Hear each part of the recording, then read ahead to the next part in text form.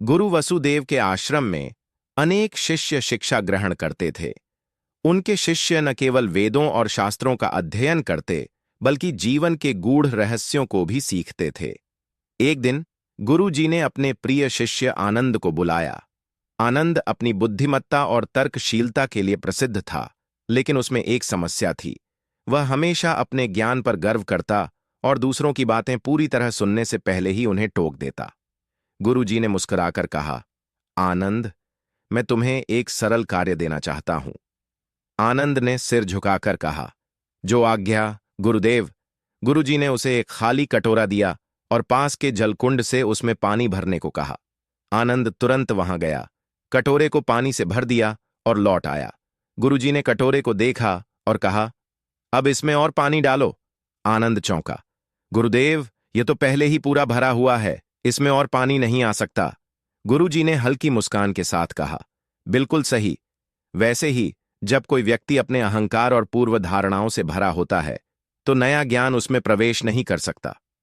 आनंद कुछ क्षणों तक चुप रहा, फिर उसने सिर झुका लिया। उसे अपनी गलती का एहसास हुआ। गुरुजी ने कहा, सत्य को समझने के लिए पहले हमें अपने मन को खाली करना होता है। जैसे यह कटोरा खाली होने पर ही नया जल धारण कर सकता है, वैसे ही हमें अपने अहंकार, गलत धारणाओं और पूर्वाग्रहों से मुक्त होना होगा। तभी हम सच्चे ज्ञान को आत्मसात कर पाएंगे। आनंद ने विनम्रतापूर्वक पूछा, गुरुदेव, क्या यह कटोरे का सिद्धांत जीवन के अन्य पहलुओं पर भी लागू होता है? गुरुजी मुस्कुराए और बोले, बिल्कुल आनंद, यह सिद्धांत जीवन के हर क्षेत्र में लागू होता है। जब मनुष्य यह मान लेता है कि वह सब कुछ जानता है, तो उसके लिए नया सीखना असंभव हो जाता है। आनंद ने सिर झुकाकर कहा, गुरुदेव, तो क्या इसका अर्थ यह है कि हमें अपने सभी पुराने विचारों को छोड़ देना चाहिए?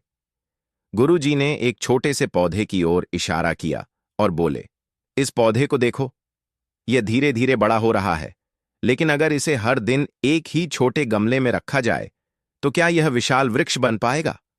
आनंद बोला, नहीं गुरुदेव, उसे बढ़ने के लिए बड़े गमले या खुले मैदान की आवश्यकता होगी।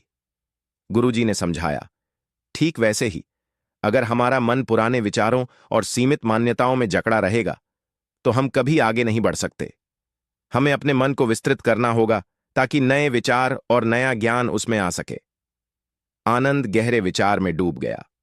उसने महसूस किया कि अब तक वह अपने ज्ञान पर बहुत गर्व करता था और दूसरों की बातें सही से नहीं सुनता था।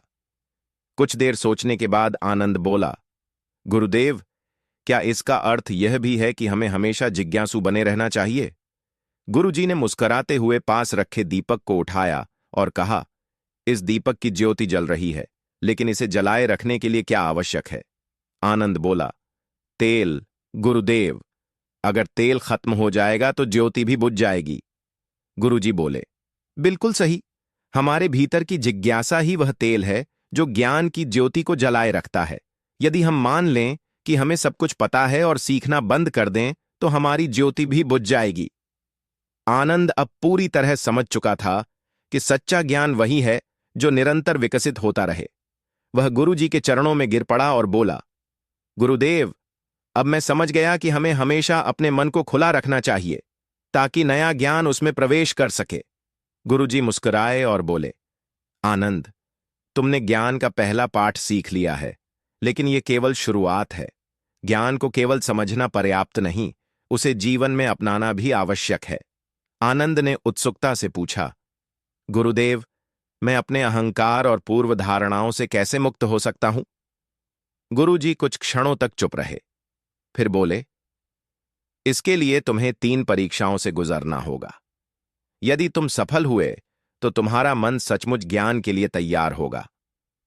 आनंद ने दृढ़ संकल्प के साथ कहा, मैं इन परीक्षाओं का सामना करने के लिए तैयार हूं गुरुदेव। गुरुजी मुस्कुराए और बोले, पहली परीक्षा है मौन की परीक्षा।